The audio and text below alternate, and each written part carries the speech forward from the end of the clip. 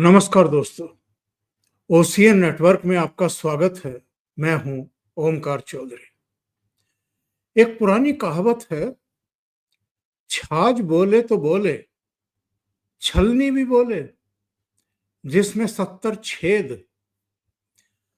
इसका आशय ये है कि जिसमें खुद इतनी कमियां हो, जिसने खुद इतनी गलतियां कर रखी हों, वो भी अगर बोले और दूसरों को घेरना चाहे, तो फिर तो भगवान ही मालिक है ना ऐसे लोगों का।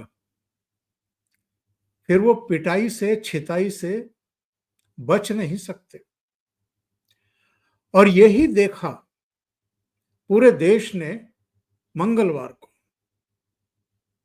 और ये पहली बार नहीं है जब कांग्रेस की तरफ से राष्ट्रीय सुरक्षा पर मोदी सरकार को घेरने की कोशिश हुई हो।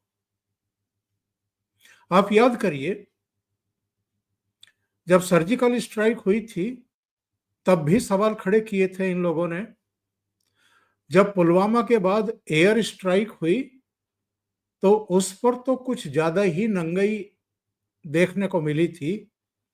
और जिस समय ये घटना हुई थी पुलवामा वाली, उस समय प्रधानमंत्री एक अंतर्राष्ट्रीय जो डॉक्यूमेंट्री बनाने वाले थे उनके साथ एक अभयारण्य में थे। उनको जानकारी भी नहीं थी कि क्या हुआ है। बाद में उनको जानकारी मिली और उन पर कांग्रेस की तरफ से ये कहते हुए हमले बोले गए थे कि वहां पर सीआरपीएफ के 40 जवानों की जान चली गई थी और प्रधानमंत्री शूटिंग में व्यस्त थे। ये फरवरी 2019 की घटना थी और इसके 2 महीने बाद ही देश में लोकसभा के चुनाव शुरू होने वाले थे। तो जनता ने इनके दुष्प्रचार और उनकी छवि को खराब करने का जवाब इस रूप में दिया कि 2014 में नरेंद्र मोदी के नेतृत्व वाली भारतीय जनता पार्टी को 282 सीटें मिली थी और 2019 के चुनाव में 303 सीटें अकेले भारतीय जनता पार्टी को मिली है। इसके बाद एयर स्ट्राइक पर भी सवाल खड़े किए गए। उस पर भी इनको देश की जनता का कोई साथ नहीं मिला, बल्कि जो उस समय कहा गया था कि भारत ने, बदले हुए भारत ने पाकिस्तान में घुस करके, उसके घर में घुस करके आतंकी ठिकाने को, ट्रेनिंग सेंटर को ध्वस्त किया है, उससे नरेंद्र मोदी की छवि एक स्ट्रांग लीडर की बनी कि वो जो कहते हैं वो करके दिखाते हैं। और अब पहलगाम की घटना, एक तो पहलगाम की घटना पर ही इन लोगों ने, बल्कि घटना भी नहीं, मैं इसको जेनोसाइड कहता हूं अपने हर प्रोग्राम में, तो इस नरसंहार पर भी ये लोग राजनीति करने से बाज नहीं आए। और हद तो ये है कि 22 अप्रैल को ये घटना हुई। सऊदी अरब में थे प्रधानमंत्री, कट शॉर्ट करके अपना दौरा दिल्ली लौटे। उसी दिन सीसीएस की बैठक की, पाकिस्तान के खिलाफ कई तरह के कदमों का ऐलान किया गया, सख्ती बरती गई, पाकिस्तानियों को यहां से वापस भेजा गया। सिंधु जल समझौता जो 1960 का था, नेहरू और लियाकत के बीच का, उसको रद्द किया गया, निलंबित किया गया, कई दूसरे कदम उठाए गए। इसके बावजूद इन लोगों को लगा कि ये मौका है जब नरेंद्र मोदी पर अटैक किए जा सकते हैं, और इन्होंने किए। बहुत जल्दबाजी में थे उस समय, बार बार पूछ रहे थे कि पाकिस्तान को कब सबक सिखाया जाएगा। अगर सिखाया जाना है तो देरी क्यों की जा रही है, तुरंत सिखाया जाए। राहुल गांधी के वीडियो मिल जाएंगे आपको सोशल मीडिया पर। और जब 6-7 मई की रात को 9 आतंकी ठिकाने ध्वस्त किए, और 9-10 मई की रात को उनके कई airbase, air defence system, radar वगैरह वो सब खत्म कर दिए गए। तो उसके बाद फिर इन्होंने सीज फायर अचानक क्यों रोक कर दिया गया, युद्ध अचानक क्यों रोक दिया गया, और डोनाल्ड ट्रंप के बयान को लेकर के इन्होंने एक वितंडा खड़ा करना शुरू कर दिया और लगातार ये प्रधानमंत्री नरेंद्र मोदी पर अटैक करने लगे। इन्होंने कहा कि तीसरे पक्ष की दो देशों के बीच में आखिर क्या भूमिका है, और नरेंद्र ने सरेंडर कर दिया। ये शब्द किसी और के नहीं, राहुल गांधी के थे। यानी तीसरी बार भी इन्होंने राष्ट्रीय सुरक्षा पर सवाल खड़े किए, मोदी सरकार को घेरने की कोशिश की, और उन्होंने जो दृढ़ता दिखाई पाकिस्तान के खिलाफ, उस पर सवाल खड़े करने शुरू किए। क्योंकि हर बार जब भी पाकिस्तान में घुस करके मोदी सरकार ने कार्रवाई की है, पूरा देश उनके पीछे खड़ा हुआ दिखाई दिया है, लामबंद दिखाई दिया है, और उनकी लोकप्रियता भी बढ़ती हुई दिखाई दी है, जिसको कम से कम ये 10 जनपथ परिवार कभी बर्दाश्त नहीं कर पाया। ये अलग बात है कि प्रधानमंत्री नरेंद्र मोदी ने, जिनके बारे में ये लगातार कह रहे थे कि इस पर चर्चा कराई जाए, यानी जो पहलगाम में घटना हुई, जेनोसाइड हुआ, उस पर चर्चा कराई जाए, आतंकवादी क्यों घुसे, कहां से घुसे, सुरक्षा में, खुफिया सूचनाओं में ये फेलियर है गवर्नमेंट का, और करने के बाद वो कहां गायब हो गए, इस पर भी ये सवाल पूछ रहे थे। और तीसरा ये कह रहे थे कि खुद प्रधानमंत्री नरेंद्र मोदी को आकर के हमारे सवालों का जवाब देना चाहिए, क्योंकि इनका मकसद तो किसी भी तरीके से प्रधानमंत्री नरेंद्र मोदी की बढ़ती हुई लोकप्रियता को कम करना है। इसके लिए लगे रहते हैं, जो कम होने का नाम नहीं ले रही है।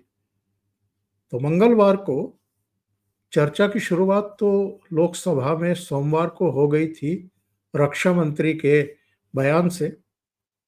विदेश मंत्री भी बोले थे, गृह मंत्री बोले, और फिर प्रधानमंत्री के बोलने का अवसर था।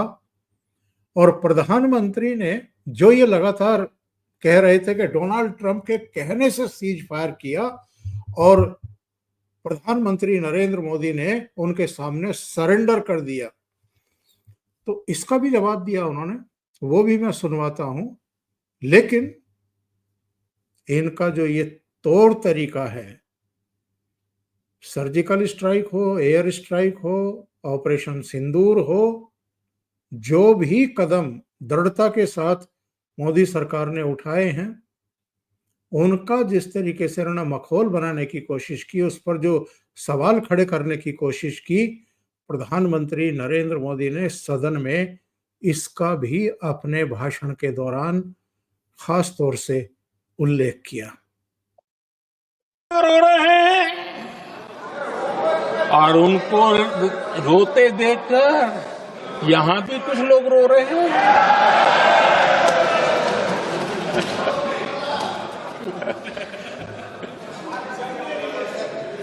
अब देखिए, सर्जिकल स्ट्राइक चल रही थी, उसके बाद उन्होंने एक खेल खेलने की कोशिश की, बात जमी नहीं। एयर स्ट्राइक हुई तो दूसरा खेल खेलने की कोशिश की, वो भी जमी नहीं। जब ये ऑपरेशन सिंदूर हुआ तो उन्होंने नया पैंतरा शुरू किया। और क्या शुरू किया? रोक क्यों दिया? पहले तो मानने को तैयार नहीं थे कि मुक्त करते, अब कहते रोक क्यों दिया? वाह रे बयान बहादुरों,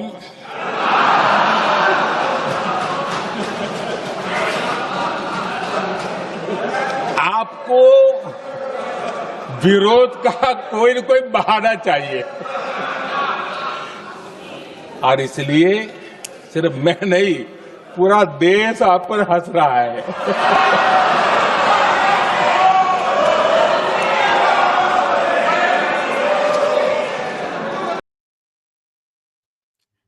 पूरा देश वास्तव में कांग्रेस के इन नौसिखियों पर हंस रहा है।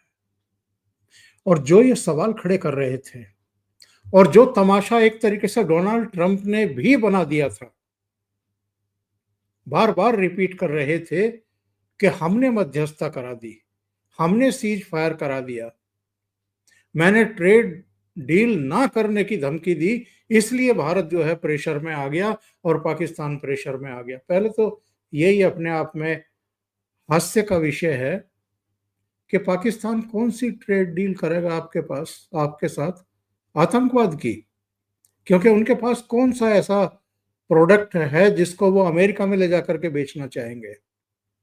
और भारत भी अमेरिका से ट्रेड डील के लिए कोई मारा नहीं जा रहा है, बल्कि अमेरिका को हमारे बाजार की 145 करोड़ जनता की ज्यादा जरूरत है और वो बार बार कोशिश कर रहे हैं कि भारत मान जाए और उनकी बातों को मान ले और ट्रेड डील साइन कर दे। लेकिन हम लोगों को कोई प्रेशर नहीं है कि 9 जुलाई से पहले कर लें, 1 अगस्त से पहले कर लें। भारत किसी तरह की टेंशन में ही नहीं है। तो वही आपकी ट्रेड डील के लिए भारत जब मरा ही नहीं जा रहा, तो आपकी धमकी में आकर के और आपका कहाँ मान लेगा और ऑपरेशन स्थगित कर देगा। जब तक अपने टारगेट को अचीव नहीं कर लेगा तब तक भारत किसी की सुनेगा ही नहीं, और वही हुआ। तो प्रधानमंत्री ने इनके इस निरंतर दुष्प्रचार की भी हवा निकाल दी और क्या जवाब दिया, सुन लीजिए। दुनिया के किसी भी नेता ने भारत के ऑपरेशन रोकने के लिए नहीं कहा।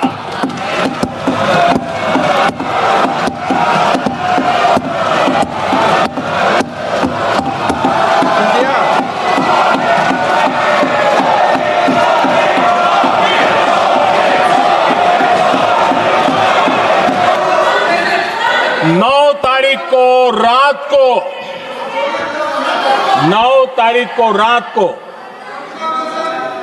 अमेरिका के उपराष्ट्रपति जी ने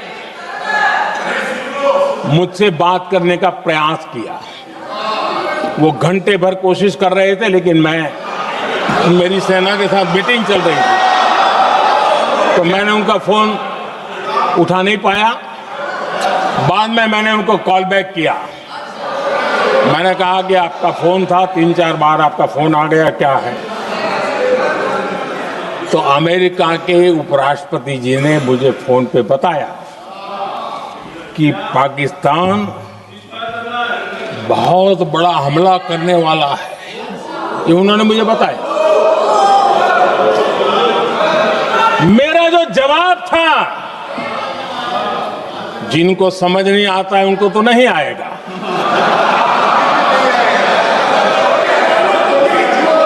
मेरा जवाब था अगर पाकिस्तान का ये इरादा है तो उसे बहुत महंगा पड़ेगा।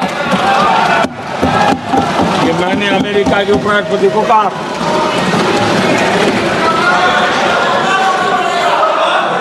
अगर पाकिस्तान हमला करेगा तो हम बड़ा हमला कर करके जवाब देंगे, ये मेरा जवाब था।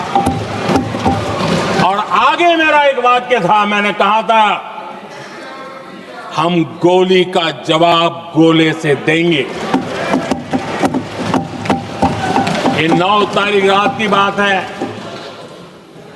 और 9 रात में और 10 सुबह हमने पाकिस्तान को सैन्य शक्ति को तहस नहस कर दिया था।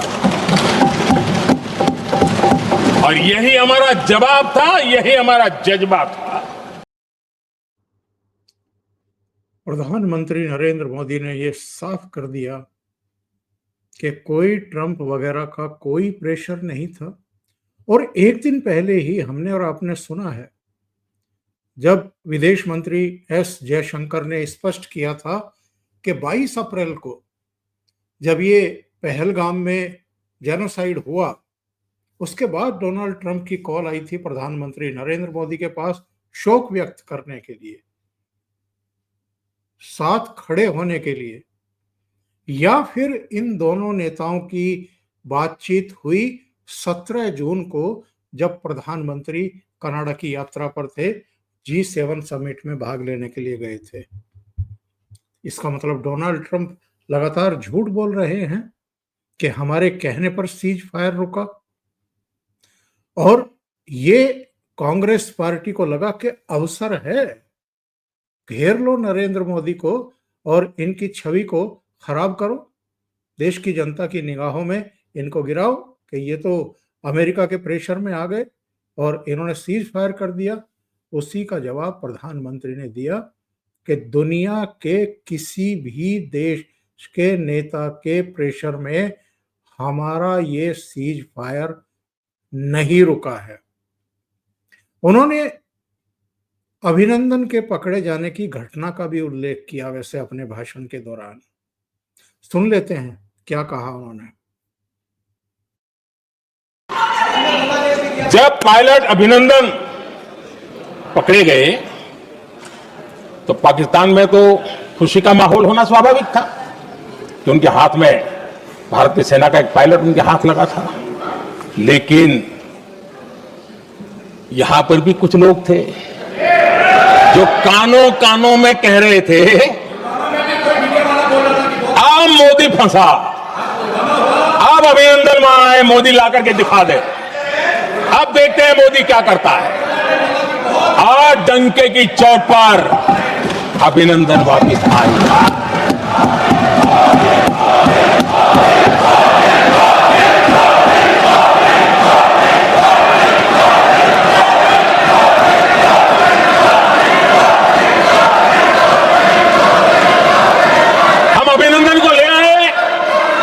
तो इनकी बोलती बंद हो गई।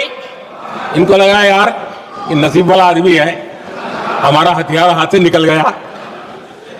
आदरणीय अध्यक्ष जी, पहलगाम हमले के बाद हमारा बीएसएफ का एक जवान पाकिस्तान के कब्जे में गया, तो फिर इनको लगा वाह बड़ा मुद्दा हाथ में आ गया है, अब मोदी फंस जाएगा। अब तो मोदी की फजीयत जरूर होगी। और उनकी इकोसिस्टम ने सोशल मीडिया में बहुत सारी कथाएं वायरल की कि ये बीएसएफ के जवान का क्या होगा, उसके परिवार का क्या होगा, ये वापस आएगा, कब आएगा, कैसे आएगा, न जाने क्या क्या चला दिया। आदरणीय अध्यक्ष जी, बीएसएफ का वो जवान भी आन बान शान के साथ वापस आया।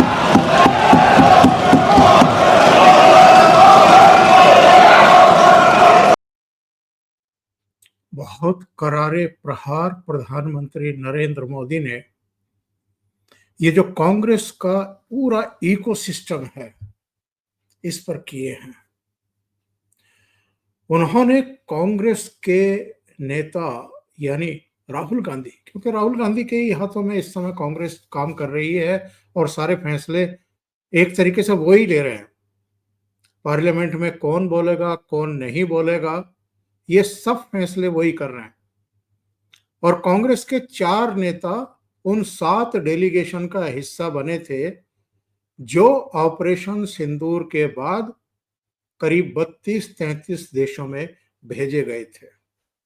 उनमें शशि थरूर भी थे, मनीष तिवारी भी थे, सलमान खुर्शीद तो खैर इस समय किसी सदन के सदस्य नहीं हैं और आनंद शर्मा भी नहीं हैं, तो उनको तो बोलने देने या ना बोलने देने का कोई मतलब नहीं उठता। लेकिन ऑपरेशन सिंदूर पर और पहलगाम की घटना पर मनीष तिवारी और शशि थरूर को कांग्रेस ने नहीं बोलने दिया, उनको बोलने वालों की सूची में रखा ही नहीं। इसका भी प्रधानमंत्री ने अपने भाषण में खास तौर से उल्लेख किया। कांग्रेस के बड़े नेता समझते हैं उनके पेट में दर्द हो रहा है कि भारत का पक्ष दुनिया के सामने क्यों रखा गया।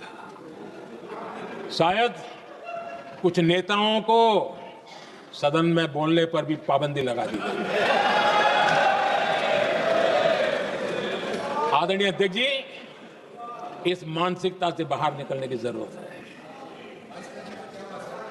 कुछ पंक्तियां मेरे मन में आती हैं, मैं अपने भाव व्यक्त करना चाहता हूं। आदरणीय अध्यक्ष जी, करो चर्चा और इतनी करो, करो चर्चा और इतनी करो कि दुश्मन दहशत से दहल उठे, दुश्मन दहशत से दहल उठे। रहे ध्यान बस इतना ही, रहे ध्यान बस इतना ही, मान सिंदूर और सेना का प्रश्नों में भी अटल रहे। हमला मां भारती पर हुआ अगर तो प्रचंड प्रहार करना होगा। दुश्मन जहां भी बैठा हो, हमें भारत के लिए ही जीना होगा। मेरा कांग्रेस के साथियों से आग्रह है कि एक परिवार के दबाव में पाकिस्तान को क्लीन चिट देना बंद कर दें। सीधा सीधा उनका प्रहार एक परिवार यानी सोनिया गांधी, राहुल गांधी के ऊपर ही था। एक और खेल हुआ कल, यानी एक दिन पहले, मोदी जी के भाषण के एक दिन पहले पूर्व गृह मंत्री सुशील कुमार शिंदे की पहली बार सांसद चुनी गई बेटी परिणीति शिंदे ने एक भाषण दिया और वो काफी विवादास्पद हो गया। और जाहिर है वो पढ़ करके भाषण दे रही थी तो उनके हाथ में वो सारी चीजें लिख करके दी गई और उसका उल्लेख खास तौर से प्रधानमंत्री नरेंद्र मोदी ने किया अपने भाषण में कि जो पहली बार सांसद चुन करके आई है, मैं उसको तो कसूरवार नहीं ठहराऊंगा इसके लिए, लेकिन उनको जो दिया गया लिख करके वो बेहद आपत्तिजनक था और इनकी मानसिकता का प्रदर्शन करता है कि इनके मन में चल क्या रहा है। क्या कहा था प्रधानमंत्री ने, जरा वो भी सुन लेते हैं। एक बिल्कुल कांग्रेस के नए सदस्य, यानी उनको तो क्षमा करनी चाहिए, नए सदस्य को क्या कहेंगे, लेकिन कांग्रेस के आका जो उनको लिख करके देते हैं और उनसे बुलवाते हैं, खुद में हिम्मत नहीं है, उनसे बुलवाते हैं कि ऑपरेशन सिंदूर, ये तो तमाशा था, ये आतंकवादियों ने जिन 26 लोगों को मौत के घाट उतारा था ना, उस भयंकर क्रूर घटना पर ये तेजाब छिड़कने वाला पाप है। तमाशा कहते हो? आपकी असहमति हो सकती है और ये कांग्रेस के नेता बुलवाते हैं। और क्या कहा था परिणीति ने, मैं आपको सुनवा देता हूं। वैसे लोकसभा सचिवालय ये तमाशा शब्द को एक्सपंज कर चुका है, लेकिन इस वीडियो में ये है।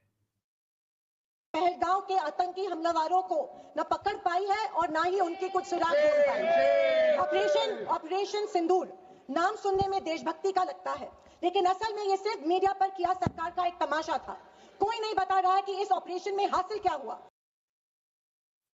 ये परिणीति से कहलवाया गया, जिसका उल्लेख खास तौर से प्रधानमंत्री नरेंद्र मोदी ने अपने भाषण में न केवल किया बल्कि आक्रोश व्यक्त किया कि जो 26 लोग मारे गए थे पहलगाम में, ये उनके जख्मों पर एक तरीके से तेजाब डालने की तरह है। इस मानसिकता को समझने की जरूरत है। और दो मंत्रियों का मैं और उल्लेख करना चाहूंगा। एक एस जयशंकर का। प्रधानमंत्री के भाषण के बाद पता है राहुल गांधी ने क्या कहा? राहुल गांधी ने कहा कि उन्हें ट्रंप को झूठा करार देना चाहिए था, सीधे ट्रंप का नाम लेना चाहिए था। और दूसरे उन्होंने कहा कि अपने भाषण में प्रधानमंत्री ने चीन का नाम तक नहीं लिया है। यानी प्रधानमंत्री चीन से डरते हैं। और ये राहुल गांधी और इनकी मम्मी चाहते हैं कि ये देश के प्रधानमंत्री बने। इनको कूटनीति का एबीसीडी भी नहीं आता है। डोनाल्ड ट्रंप को किस अंदाज में प्रधानमंत्री ने सुलझे हुए अंदाज में जवाब दिया है, किस तरह उनके दावों को खारिज किया है, ये इनकी समझ में नहीं आ रहा है। पूरे देश की समझ में आ गया, सारे मीडिया की समझ में आ गया, जितने वहां सदस्य बैठे थे उनकी भी समझ में आ गया। लेकिन एस जयशंकर ने चीन का भी नाम लिया, राहुल गांधी का भी नाम लिया। सुन लेते हैं एस जयशंकर ने क्या कहा था। China, cautions about China, China is planning this, China is planning that. But sir, I want to remind this House, Doklam crisis was on. The leader of opposition decided to get a briefing from whom? Not from the government, not from the emir, from the Chinese ambassador. He took his briefing from the Chinese ambassador when our military was confronting the Chinese military in Doklam. So I want to say that I want to say, and this is the political thing. Let me, sir, give you the economic thing. मैं एक और मंत्री यानी defence minister का एक भाषण का छोटा सा अंश सुनवाता हूं। ये जो तमाशा बना रखा है इन्होंने कि मोदी जी कितने जेट गिरे, उस पर राजनाथ सिंह ने इन पर तंज भी कसा और भीतर से गुस्सा भी जाहिर किया। और वो किस रूप में किया, वो जरा सुनिए। लोग ये पूछते रहे हैं कि हमारे कितने बीमार गिरे। मुझे लगता है उनका यह प्रश्न हमारी राष्ट्रीय जनभावनाओं का सही से प्रतिनिधित्व नहीं कर रहा है। मुझे लगता है उन्होंने एक बार भी हमसे यह नहीं पूछा कि हमारी सेनाओं ने दुश्मन के कितने विमान मार गिराए।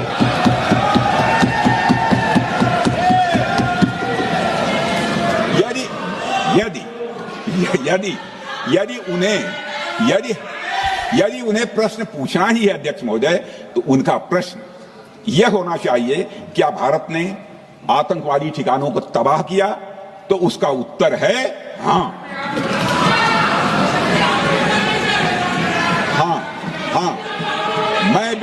मैं विपक्ष के सम्मानित साथियों से कहना चाहता हूं कि आपको प्रश्न पूछना है तो यह प्रश्न पूछिए, क्या ऑपरेशन सिंदूर सफल रहा?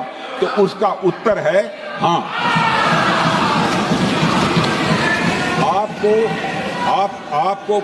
आपको प्रश्न